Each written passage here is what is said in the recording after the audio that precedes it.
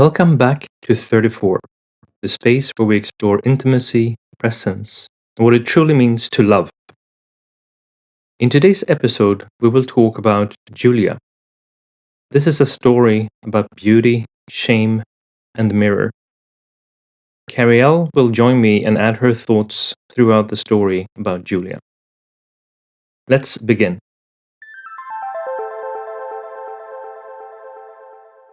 Closure is an illusion. What can I do about it? That is the question. Julia doesn't raise her voice when she speaks. She doesn't need to. Her presence carries something else, an old silence, a knowing pause before each sentence, as if her body still listens for danger. She has spent her life trying to answer a question she never consciously asked. Who do I have permission to be? She lives in Malmö in south of Sweden now. The light is different here, softer, more forgiving perhaps. The sea is still close, but not the same sea where her childhood summers unfolded. Every year they'd pack up and drive towards the coast to where her father's friends kept summer houses and old stories. The kind of places where memories linger longer than people.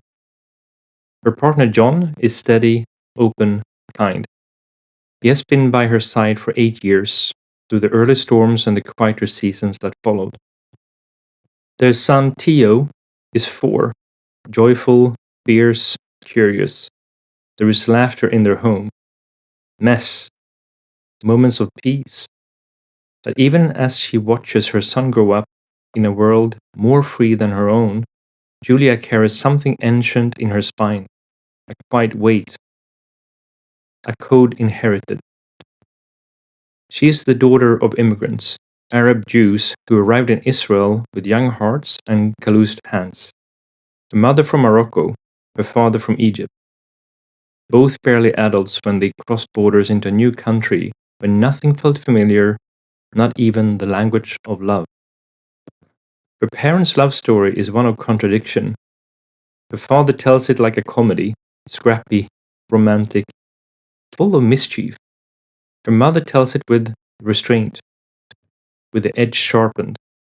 According to him, they dated for 3 years.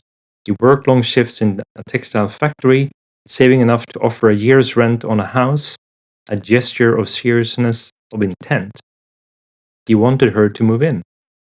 But to Julia's maternal grandmother, this was an insult.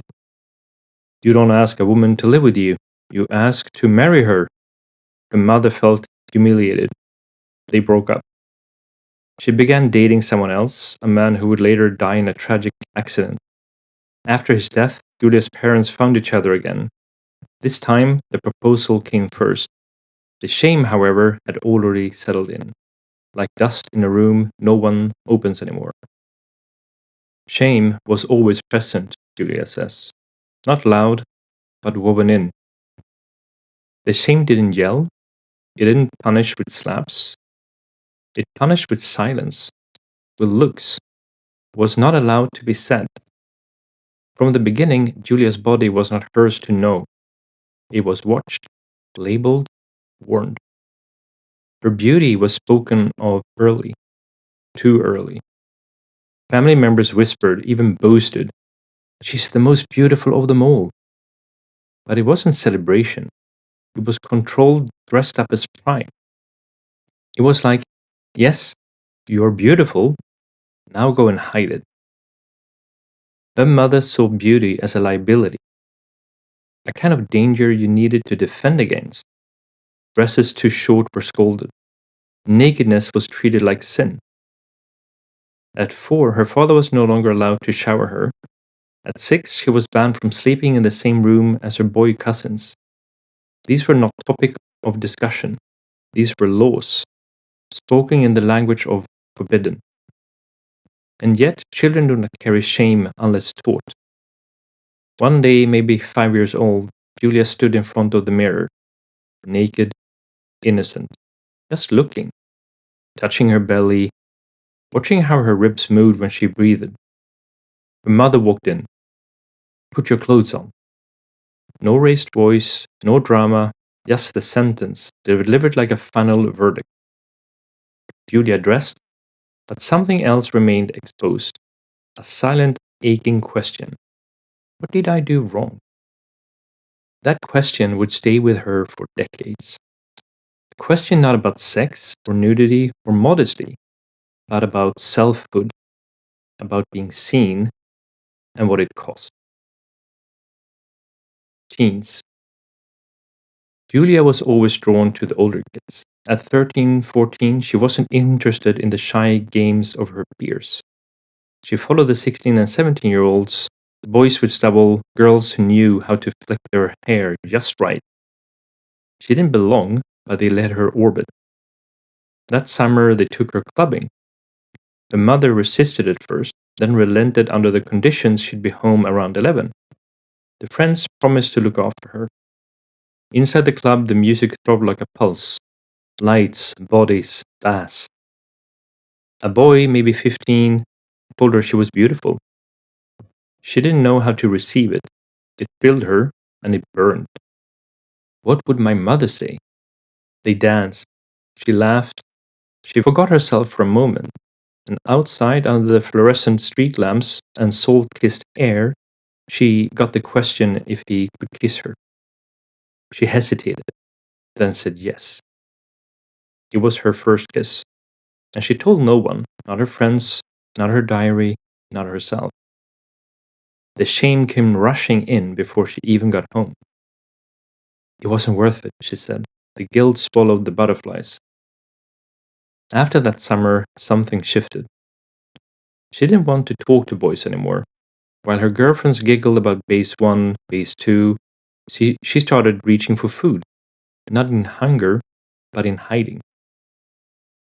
Meals became silence, comfort, cloak. In 1 year, her body changed. 50 became 90, and with it, the mirror became an enemy. Her father said things in a joking tone. Her mother stopped calling her by name, spoke to her in third person. She used to be so beautiful. Julia felt erased, misplaced, alone. We always find what we're searching for, she would later say, even if what we're searching for is punishment. At 18, she had never been with anyone. 2 kisses, that was it. Then came the ski trip. Her best friend, a boy she trusted, maybe the only one she did. They kissed on that trip before they were due to enter the army. It was sweet, familiar. It made sense. Until they came back home. Her mother exploded. It didn't matter that she'd known his father for decades. It didn't matter that he was gentle, respectful, and honest. What mattered was that Julia had crossed a line. You can't be trusted. A year later, they had sex. It was awkward, shy, almost mechanical, but tender. He was her best friend. She was grateful for that. She told no one, not even herself, not out loud. Then came the moment that broke something. She was home on leave from the army. The younger sister handed over Julia's wallet to their mother. She needed some cash to pay someone working in the house. In the wallet was a strip of birth control. Her mother found it. Later that day, she looked at Julia and simply said, I saw what you had in your wallet. They didn't speak for 3 months. Not a word, Julia says. It was like I had disappeared. Those months changed her. Not the silence, but the implication. That her sexuality was a betrayal. That her body, once again, had done something wrong. There was a time when Julia hated her mother. Not with words, not even with action, but with a kind of deep, cold anger that lives inside the body like an unfinished sentence. Resentment layered itself into her breath, into her posture, into the quiet decision she made. I will not become like you.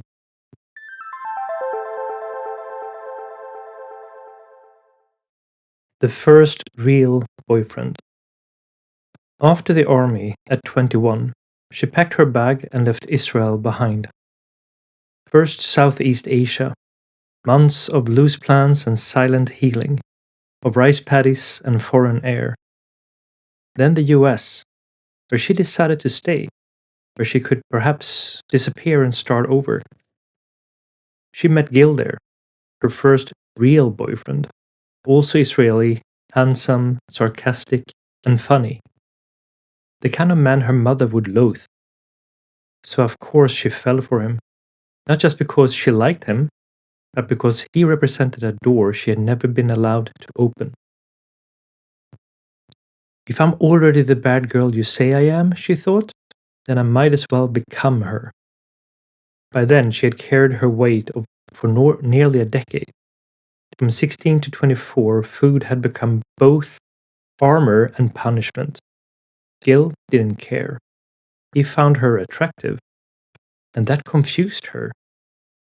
Their sex life was lighthearted at first, then strange, then almost non existent. It became a joke between them. Not funny, not cruel, just numb. Still, she stayed. She chased him at first, afraid to be left, afraid to not be wanted. But as soon as he turned toward her, fully, obsessively, lovingly, something inside her recoiled. She didn't know how to receive that kind of love, not without a fight, not without effort. It felt wrong, too easy, unfamiliar. I was only turned on by chasing, she would later say. Being loved without resistance didn't feel real. They married when she was 24. Her parents were proud, her mother especially. Look at my daughter, she said, moving to Europe, a married woman. They moved to Sweden, and from the outside everything looked perfect. But inside, Julia was alone. Even on her wedding day, as she walked down the aisle, a voice whispered inside her, "Run, girl, what are you doing? This isn't right." She didn't run. She smiled. She played the role. She tried. 8 years later, her body couldn't lie anymore. It screamed, "Get out." There was no great awakening, no lover waiting in the wings, just a quiet, persistent ache that wouldn't go away. She told herself, "I'm not okay, but I will be." She treated the divorce like a project, a process, something to survive. But survival isn't healing. That would come later. Later, she'd realize that her soul had known long before her mind caught up, but she didn't have the tools. So she did what she always had done. She ran. Just like she ran after the army. Just like she ran from shame. Just like she ran from love. And eventually there was no more space to run, only to feel. To sit in the rubble of what once was. To say, this happened. I let it happen. Now I choose differently.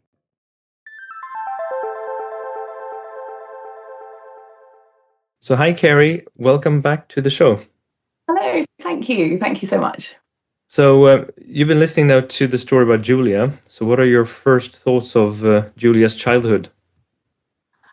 Oh, it was such an incredible story for her to share. It's surprisingly a little bit similar to my story, to other people's stories, to stories that I've listened to. It's really valuable for her to share that with people because it doesn't really matter where you come from, what religion you follow, what your background is. There are a lot of similarities, people who have that feeling of shame. Yeah.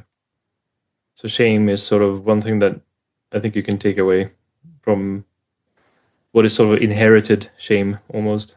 Absolutely. It's kind of driven into you in your early years, as your formative years, by your parents, by your caregivers, by the people who love you but have this fear themselves that they plant on their children. And I think a lot of people can resonate with how she describes that. Yeah.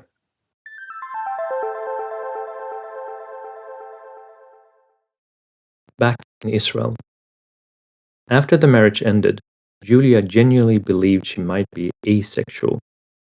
She didn't understand the hype her friends talked about, the hunger, the passion, the glow after sex. For years, she had lived that part of life through them, listening to their stories, laughing at their mishaps, nodding at their confessions. While she had never felt shame in her marriage, she had also never felt fully there. She was respected, adored even, but never claimed, never wanted with that raw, aching desire her friends described. She was always in the backseat, a witness to her own body. In 2015, she moved back to Israel, Tel Aviv, a city buzzing with singles, desire, sun, and sweat. She was terrified. She had never truly dated before. Her friends pushed her into it. Come on, you're stunning, just get out there, and helped her open a Tinder account. By the next morning, she had over 400 messages. Close it, she told another friend. Just shut it down. The attention was overwhelming. She felt exposed, fake, undeserving, as if she was co-playing a sexual being. Like everyone could see through her. I had to go back to my skin, she says, but I didn't know how to wear it. Tel Aviv is a small town in disguise. When you go on Tinder, everyone sees it. New users are broadcasted, faces passed around. She felt eyes on her in the streets, judgments, curiosity, whispers. She wasn't ready. Her friends joked about their dates. The 7-minute guy, the guy who couldn't get it up, the one with no clue. But Julia didn't laugh. She didn't want chaos. She wanted something real. Mayor. She believed love would come the old-fashioned way. And then came Mayor. It was fast, passionate, disarming. He chased her. She resisted. The usual pattern. She had to fight the instinct to pull away, not because she didn't like him, but because she did. And that was more frightening. A compliment always had a silent but at the end, she says. Like, thank you, but you don't really mean it. Thank you, but I don't deserve it. But Mir stayed. Soft, steady. He had been in the army, but didn't carry it like an armor. He was kind, whole. He showed her love, not through drama, but through presence. And slowly something began to soften in her. He taught me what love really was, she says, and that it begins with loving yourself. After just 4 months, she had met his mother. They had moved in together. She was 32. For the first time, she saw a future, a family, a man she could raise children with. And then, just like that, he came home one day and said he couldn't do it anymore. I'm sorry. I need space. I need time. You need to leave. She packed her things and moved in with a friend. Her heart shattered into 1,000 pieces, and she felt every single one. She cried so hard her body shook. Not just her heart, her cells ached. It felt like karma, she said. Like all the pain I had never felt before suddenly arrived at once. She begged, pleaded, played the little girl. Please don't leave me. Please love me more. But it was over. And Mir could give her nothing more than this. The end. And in that ending, something else cracked open. The grief wasn't just about Mir. It was older. She began to feel the pain she had caused Gil, her first husband. She remembered his eyes, his loyalty, his quiet love. And for the first time she saw it without resentment, without guilt, just truth. Mir had broken her open.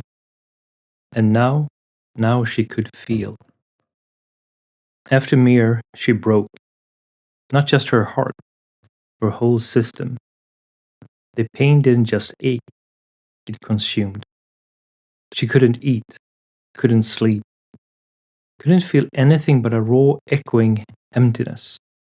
So she ran again, this time to India, but not like before, not to escape, to search, or so she told herself. But instead of answers, she found fear. I fell into it, she says, completely. The fear of being truly alone. It swallowed me. She panicked. She collapsed into her old patterns. One night, in a haze of desperation, she called her ex-husband Gil, the man whose heart she had once broken, the man she couldn't love then, but who had always been safe. Do you want to try again? She asked. And to her surprise, he said yes. He took her back with open arms. Numb but safe, she says. It felt better than alone.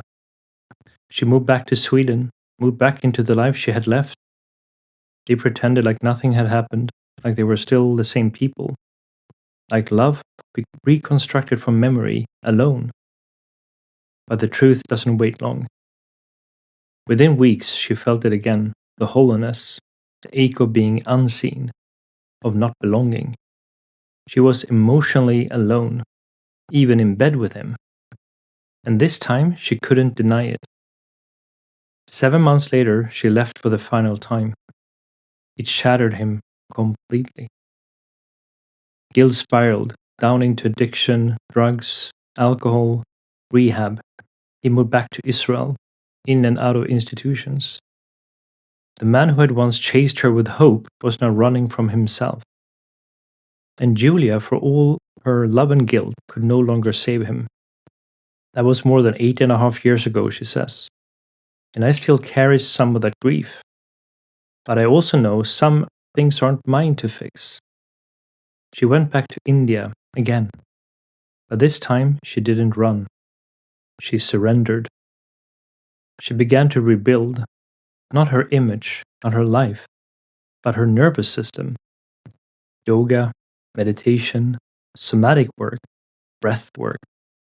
She joined workshops, learned to name her anxiety attacks, sat with the discomfort rather than fleeing it. A mentor helped her slow down, soften, breathe, forgive. Not just forgive others, she says. Forgive myself for all the times I abandoned myself before anyone else could. India became more than a place. It became a ritual, a return to the body, a letting go of who she thought she had to be.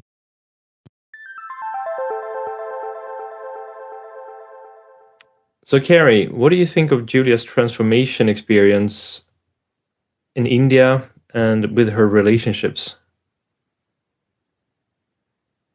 It's a really beautiful way that she describes how, in fact, she almost restructured her nervous system, her attitude to herself, the way she began to love herself and care for herself and realize that she was important.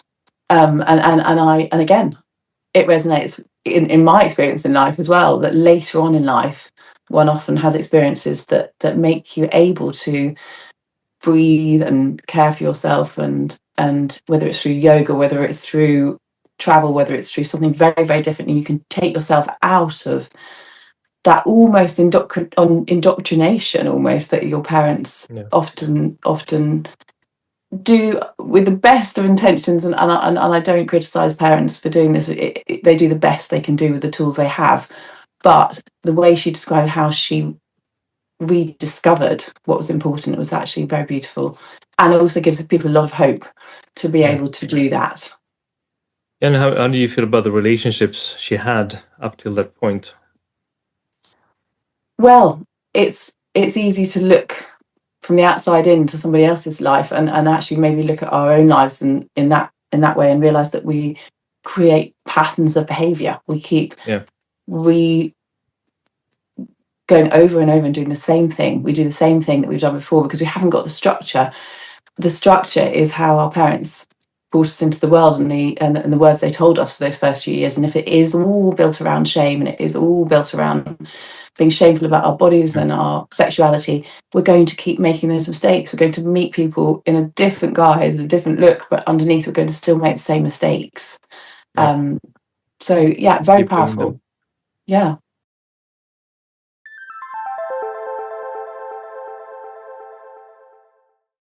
John. 8 years ago, she met John. They were both in India, two foreigners, two seekers. He was from the UK, just 1 year older than her. Quiet, grounded, curious in a way she didn't see coming, a way that didn't demand answers. The first time she saw him, something stirred in her. Not butterflies, not lust, something deeper. I think you're the father of my children, she told him on their first date. He blinked, smiled politely. He probably panicked a little on the inside, but she meant it. They spent 4 years together in India, sometimes rooted, sometimes spinning. The old patterns didn't vanish. She still found herself running. He sometimes pulling away. But something had changed. She wanted to stay, to work, to grow inside the discomfort rather than flee it. This is the first relationship where I want to do the work, she says. Not just because of him, because of who I become when I do. John is spiritual, still, playful, introspective. Their relationship is a mirror, not always flattering, but always honest. They trigger each other, but they see each other. He's my twin flame, she says, not because it's easy, because it's necessary. They hold space for one another, not in the performative modern sense of holding space, but in the real sense, sitting with each other's silence, not trying to fix what is tender. They don't always agree, they don't always understand each other, but they stay, they soften, they breathe. Today, Julia enjoys life, truly. She laughs more, she eats without guilt, she makes love slowly, she knows her triggers, she owns her story. She no longer wants to melt into another. She wants to see her partner and be seen, not just in the light, but in the shadow, in the ordinary, in the quiet mornings and messy evenings. It's not perfect, but it's real. And she's here for it. She remembers one night in India. She and John had gone to a party, one of those rare evenings when time feels loose, music feels honest, and the body remembers joy. They were with another couple, close friends. The friends had brought their small child along and arranged for a babysitter later in the evening. There was dancing, laughter, connection. Julia watched them, not just as a couple, but as two people still alive in their own lives. The next morning, she asked the woman for coffee. Something about them had stayed with her. You seem so present, Julia said, so loving. And your child was okay with being left with a sitter. How do you do it? Her friend smiled gently. Most people put their children on a pedestal, she said. But not because they love them more. It's because they don't know where else to put their love. Then she explained. First, you have to love yourself. Then your relationship. Then your partner. And only then your child. Because when your child sees you loving each other, they learn what real love looks like. Not sacrifice, not martyrdom, but presence, boundaries, joy. Your job as a parent isn't to protect your child from life, it's to prepare them for it. And something clicked for Julia. If you give everything to your child and nothing to yourself, what happens when they grow up and leave? You might lose yourself and your partner and wonder who you were in the first place. 4 years into her relationship with John, Julia became pregnant. It was during the pandemic. The world was closing and their hearts were opening. They moved to Sweden, quietly, intentionally. They landed. Theo was born. And for the first time in her life, Julia understood something about her own mother, something unsaid, something buried beneath generations of fear and shame and control. She wrote a letter, a long, angry, tender letter, full of truth, full of pain. It wasn't to her, it was to release, for closure, for space. And in writing it, she realized something.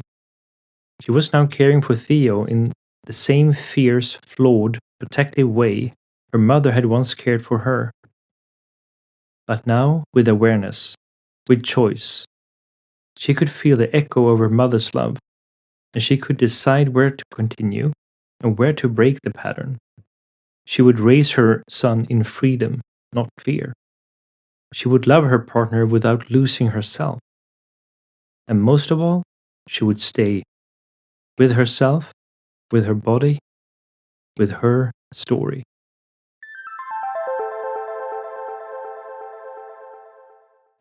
Okay, so Carrie, what are your first thoughts of hearing the full story of Julia?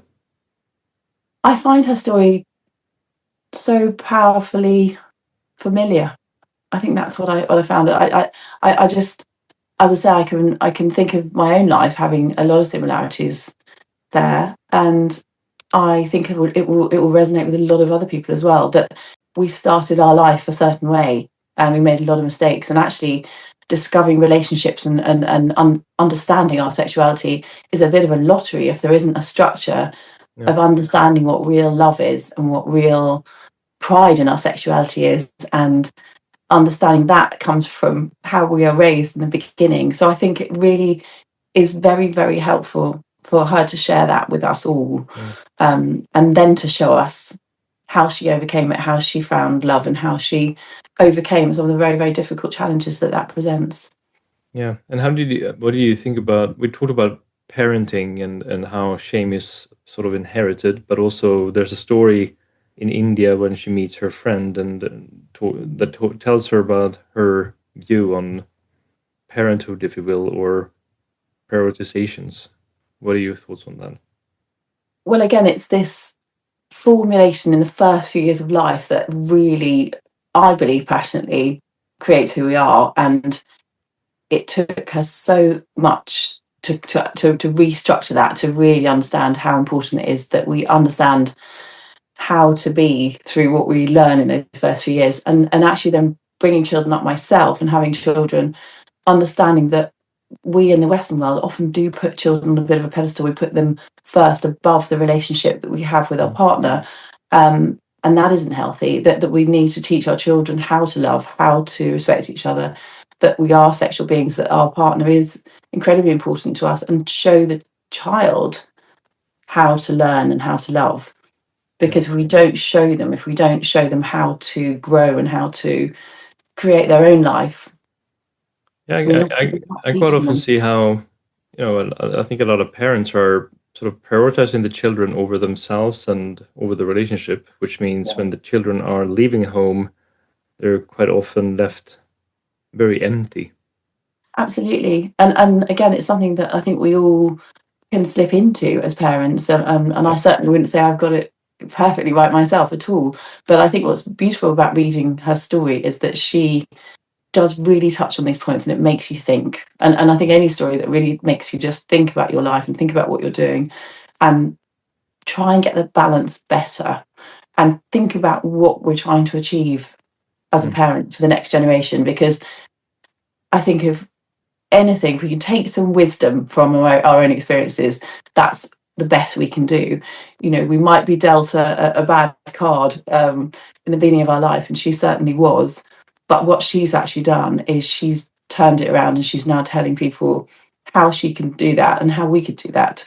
And being a better parent creates a better generation going forward. So yeah, it's a wonderful story.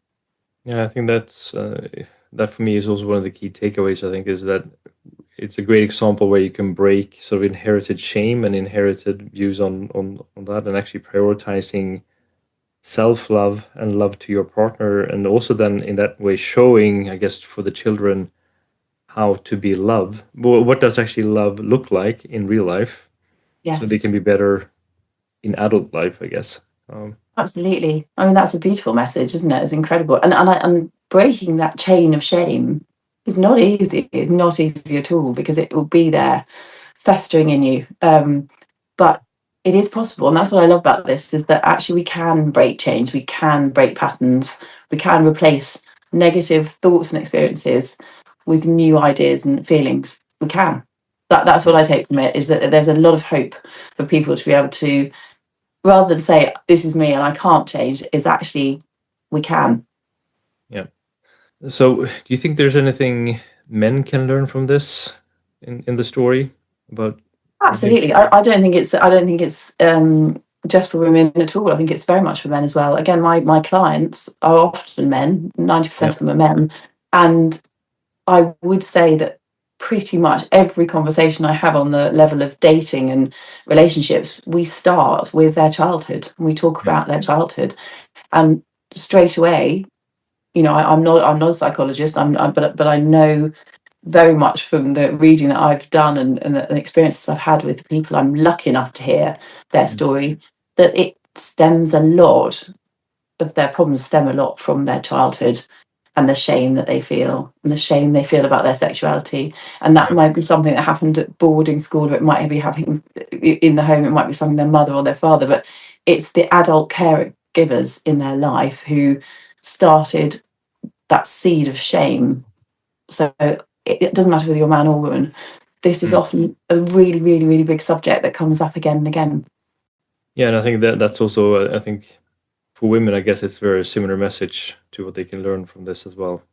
Absolutely, absolutely. We are extraordinary creatures, human beings. We've evolved over thousands of years, but yet we sometimes lose touch of what it is to be human, Yeah. and how we relate to each other in society, and how we relate to each other in the different peer groups, and the elders and the children. Now we don't necessarily have a great structure to our society. When you look at other cultures, whether it's Yeah. India or Africa, or that it's more clearly defined. And I think that's what is so beautiful. She went away to India and she discovered how to be more human, and that can be a female perspective or male perspective. But yeah, it's a very poignant story, very beautiful Yeah, I story. think she found herself in the end of the day, which I think is beautiful and Yeah, yes, absolutely.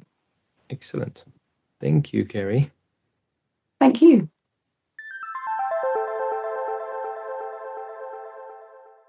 In summary, Julia's story is that of finding home within yourself, trusting that you have a spark, a light within you, and that awareness and choice is key to love without losing yourself.